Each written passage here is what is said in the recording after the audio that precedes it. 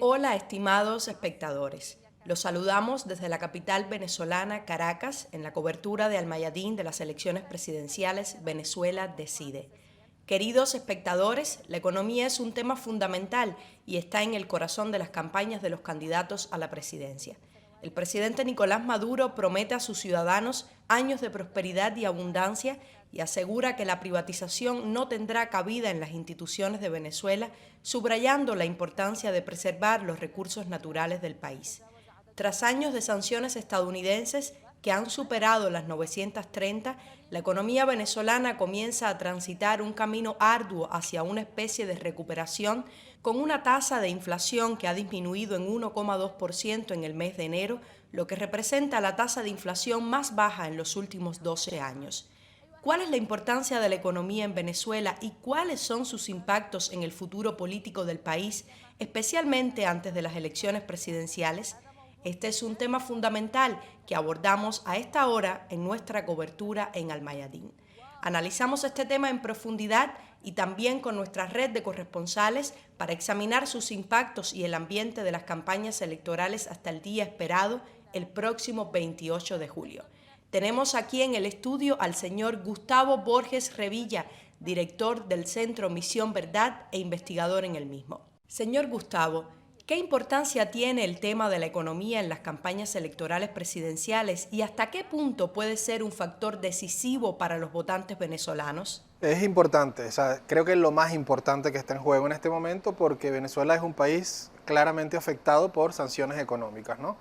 A Venezuela, como todos sabemos, se le ha venido afectando su economía a partir de una serie de medidas sancionatorias, un plan de agresión perfectamente diseñado, evidentemente desde los centros de poder, específicamente desde Estados Unidos, y ha venido sufriendo, ¿no?, una crisis económica profunda desde el año 2019 sobre todo, desde el año 2015 sobre todo, y la recuperación se ha venido, estableciendo en todo el país después de la derrota del proyecto Guaidó en el año 2019.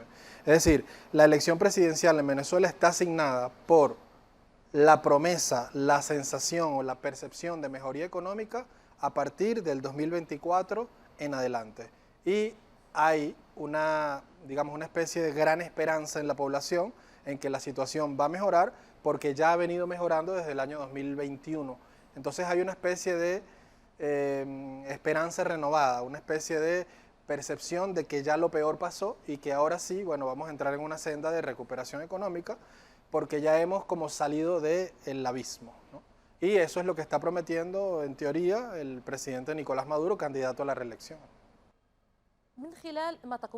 Desde su posición como director del Centro Misión Verdad e investigador en el mismo, ¿cómo se puede determinar si el ciudadano venezolano comprende que esta crisis económica es resultado de sanciones y un bloqueo directo y no un fallo del desempeño del gobierno venezolano?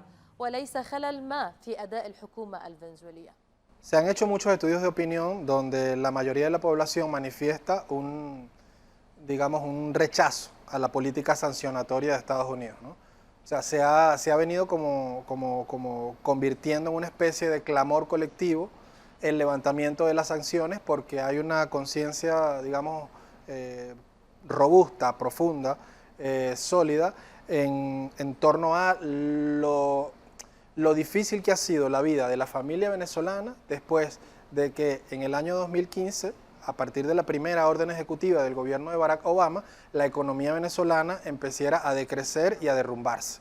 Eso se sintió en la familia venezolana, o sea, en la alimentación, en la salud, en la educación, en el transporte, en el sistema de protección social, en la vivienda. Es decir, todas y cada una de los elementos de la vida diaria de la población sintió muy adentro de su hogar el efecto de la política sancionatoria. Esto ha venido recomponiéndose, como dije, en los últimos años y por supuesto el efecto de esa recomposición, el efecto de esa recuperación también se siente desde adentro de la familia venezolana, ¿no? A partir de ahí hay un cambio de perspectiva, ¿no? A partir de ahí un cambio de opinión referente a lo que se... سيد جوستافو شهادتك تضع العديد. Señor Gustavo, estoy anotando varios puntos en su papel. No sé si tiene algún comentario sobre lo que hemos presentado. Y queremos saber cómo el gobierno venezolano, como usted señaló, ha puesto a Venezuela nuevamente en el camino de la recuperación y ha superado las sanciones e incluso rompió el bloqueo en los últimos años. Venezuela enfrentó una guerra económica abierta de Estados Unidos que llegó a niveles que afectaron al ciudadano incluso en su sustento diario. Sí, hay algo que destacar que casi nunca se dice, ¿no? Que, a ver, la recuperación económica fue posterior a la estabilización del conflicto político. Es decir, una vez que se logra derrotar una de las operaciones más, digamos, agresivas, más profundas, que se diseñaron desde Estados Unidos, que fue el gobierno paralelo de Juan Guaidó y de, digamos, toda una estructura, todo un andamiaje internacional de gobierno paralelo que pretendía justamente desequilibrar el gobierno al interno, que pretendía usar la institucionalidad nacional en contra del Ejecutivo, es decir, la Asamblea Nacional.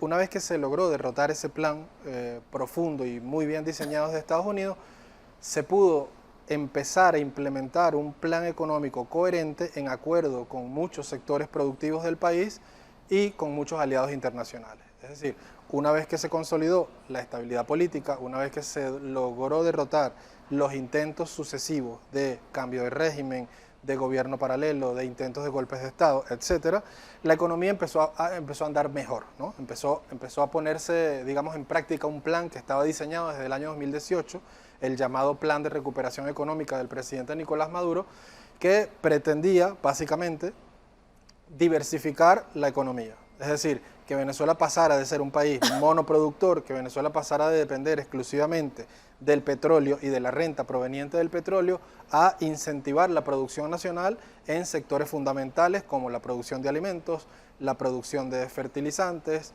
la producción de, digamos, de elementos e implementos para la salud y, digamos, otros rubros donde Venezuela no había sido un país, digamos, tan fuerte, ¿no?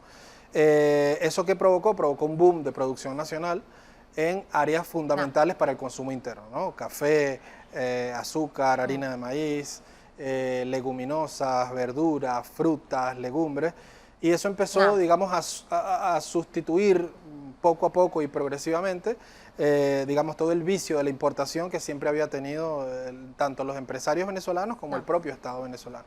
Al sustituir las importaciones, los mercados, los automercados fueron llenándose de productos nacionales y al incentivar la producción nacional, sobre todo de los pequeños productores, eliminando intermediarios, haciendo ajustes en los impuestos, haciendo ajustes en los aranceles y, digamos, sustituyendo importaciones por productos hechos en Venezuela, digamos, empezamos a ver algunas mejorías que no han parado de crecer.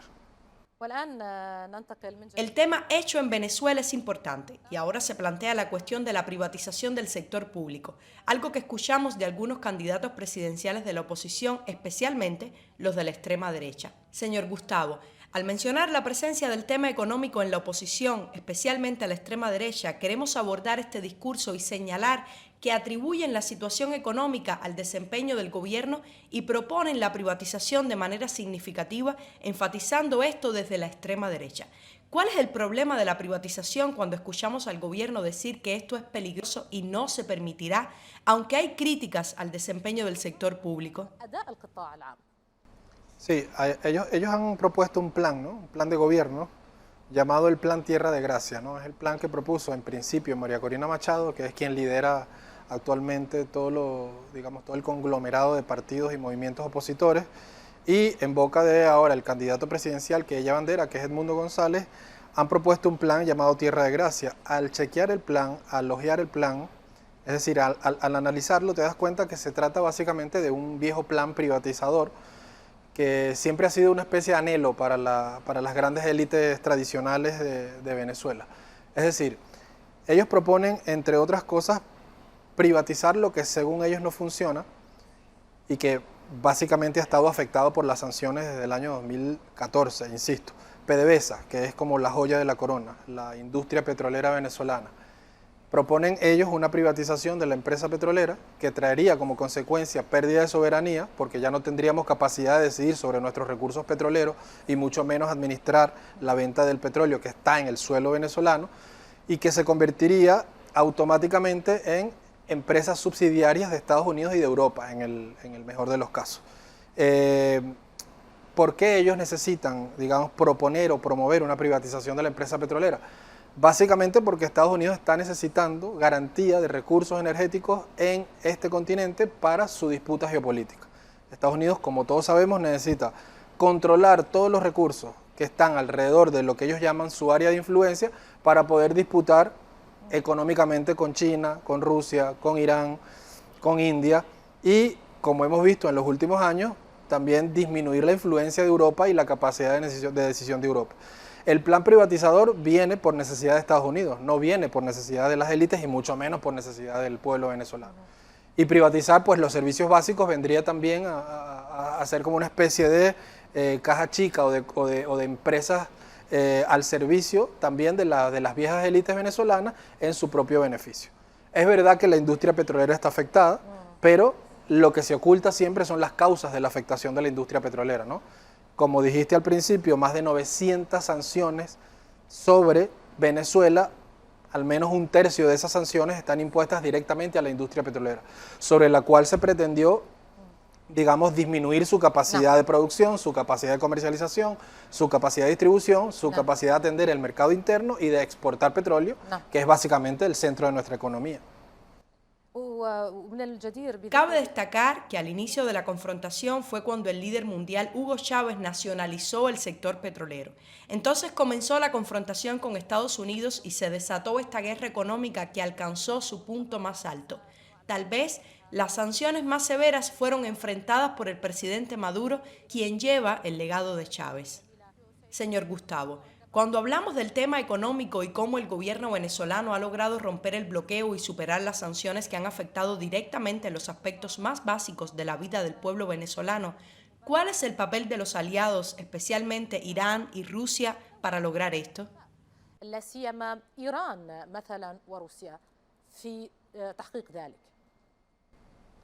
Sí, ha sido fundamental. O sea, no es un secreto para nadie que Venezuela se ha soportado, en principio, sobre la experiencia de otros países sancionados, como el caso de Rusia e Irán, sobre todo. Y segundo, empezando a sustituir tecnología occidental, ¿no?, por tecnología de países amigos y países aliados. En el caso de Irán ha sido fundamental, por ejemplo, la sustitución de partes y piezas tecnológicas, tanto de refinerías como de todo el armatoste de nuestra industria petrolera, porque, como sabemos, Estados Unidos limita la capacidad de Venezuela para comprar y sustituir tanto repuestos como partes y piezas de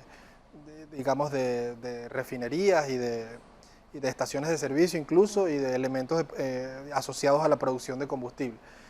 En el caso de Irán también, en los momentos más críticos, ayudaron a Venezuela con la venta de combustible directo, ¿no? Todos fuimos testigos de aquellos barcos contenedores de combustible que, contra todo pronóstico y desafiando incluso el poder militar de Estados Unidos, llegaron a proveer a Venezuela de combustible en un momento donde Venezuela quedó incapacitada de atender su producción interna. Y así, bueno, empezando a ensayar fórmulas para, poder saltar y poder burlar el sistema financiero internacional, que ha sido como básicamente intervenido por Estados Unidos para que nosotros no hagamos parte de él. Eso en el caso de nuestra asociación con Rusia y con países como China también. En el ámbito tecnológico, que es donde Venezuela siempre ha sufrido un poco también por su propia incapacidad de promover esta industria, y además sumado al bloqueo de Estados Unidos, estos países han hecho como que un aporte fundamental para que nosotros podamos renovar no solo la industria petrolera, sino el parque industrial agrícola, el parque automotor también, y bueno, otros más. Hay un punto interesante que mencionó, señor Gustavo, que es el intercambio de experiencias cuando hablamos de países que enfrentan sanciones similares, e Irán es uno de ellos. ¿Cómo se puede apreciar esta experiencia en la lucha contra el bloqueo y las sanciones estadounidenses, especialmente las recientes? Se ha destacado el apoyo iraní a Venezuela. Usted mencionó los petroleros y también las piezas de repuesto, ya que el problema de Venezuela no es la falta de petróleo, sino las refinerías que convierten el crudo en derivados energéticos utilizables en varios aspectos de la vida. Hubo un problema con las piezas de repuesto para estas refinerías y fue aquí donde el papel de Irán ayudó de alguna manera a reactivar algunas de estas refinerías. Sí, como lo dije, o sea, si no hubiera sido por el apoyo de estos países en los momentos más críticos, muy difícilmente nosotros hubiéramos podido construir una base, ¿no?, de crecimiento desde ahí hasta ahora. ¿Por qué? Bueno, porque básicamente estábamos contra las cuerdas y a merced de lo que nos pudieran vender muy a capricho Estados Unidos y Europa, ¿no? Y sucedió no solo ahora con la industria petrolera, no sé si recuerdan ustedes que en la época del comandante Chávez tampoco se pudo, digamos, actualizar el sistema de repuesto de los aviones de combate F-16 en su momento, y fue ahí donde Chávez empieza a tomar decisiones y empieza a construir un sistema de alianzas distinto. Casi todo nuestro parque de armas está asociado a la tecnología rusa e iraní, por ejemplo, y es por eso que te digo que la base de estas alianzas no solo se centra en lo petrolero o en lo económico, trasciende mucho más allá, va hacia lo militar, y te podría decir yo también que el aprendizaje ha sido a nivel político y a nivel incluso del ánimo, ¿no?, de la gente y del propio gobierno, ¿no? Ver y entender cómo estos países tienen 40, 30 años resistiendo una política de sanciones criminales, hace ver, entender y empezar a planificar mejor para, digamos, empezar a ser parte de ese club de países sancionados que han resistido sin perder dignidad y sin ceder soberanía, que es lo más importante en este caso. Un punto de suma importancia es el de las sanciones al ejército. También hablaremos sobre las instituciones de seguridad y militares. Volveremos a ello. Y mencionaste una experiencia anterior con Hugo Chávez, ya que el armamento existente era principalmente estadounidense. Hugo Chávez, el líder mundial, se distanció del sistema que existía antes, que estaba más alineado con Estados Unidos. Señor Gustavo, queremos terminar con usted con una pregunta prospectiva. Dado que el presidente Nicolás Maduro promete una prosperidad económica que los ciudadanos sentirán en los próximos años, ¿en qué se basa esto? ¿Y qué peligros representan las sanciones impuestas a las instituciones de seguridad y militares? Bueno, con Estados Unidos nunca se sabe, ¿no? O sea, si algo determina la relación Estados Unidos-Venezuela es lo impredecible de todo. No se sabe qué va a pasar en las elecciones presidenciales de Estados Unidos. Ya vemos el conflicto interno que tienen, hasta un atentado acaba de sufrir Donald Trump, uno de los candidatos principales, el del Partido Republicano. Entonces es un poco difícil predecir qué puede suceder con la política sancionatoria de Estados Unidos. De hecho, Trump dijo hoy que estaba en contra de la política sancionatoria de Estados Unidos contra otros países porque alejaban a los otros de Estados Unidos. Pero una cosa es lo que dice Trump, una cosa es lo que puede decir Biden y otra cosa es lo que hace luego el gobierno y todo el llamado establishment, ¿no?, que es el que realmente gobierna, ¿no? Los grandes lobbies militares, por ejemplo, los grandes lobbies farmacéuticos, los grandes lobbies de la alimentación y del petróleo. Entonces, finalmente, Venezuela tiene que tomar su propio camino, tiene que seguir fortaleciendo la soberanía interna, está obligada a dejar de depender definitivamente del petróleo como elemento central de su economía, a robustecer la producción que ha venido creciendo, la producción nacional, tanto agroindustrial como de pequeños productores, y a seguir sosteniendo la soberanía militar como lo ha venido haciendo hasta ahora. ¿Cómo? Bueno, el mundo ya no es el mismo que hace 15 o 20 años, el mundo ahora tiene, digamos, otra composición política, y fortalecer las alianzas internacionales, evidentemente con países que ostentan hoy altísima tecnología militar, como es Rusia, Irán o China, siempre va a ser beneficioso para Venezuela y para la soberanía de la nación en su conjunto. Muchas gracias a usted, señor Gustavo Borges, investigador y director del Centro Misión Verdad, por participar con nosotros a esta hora en la cobertura de Al-Mayadin sobre las elecciones presidenciales en Venezuela. Estimados televidentes, estamos con ustedes en esta cobertura. Venezuela decide. نرى الحملات الانتخابية في العاصمة كاراكاس من إعداد الزميل تيدي حبيب. نتابع.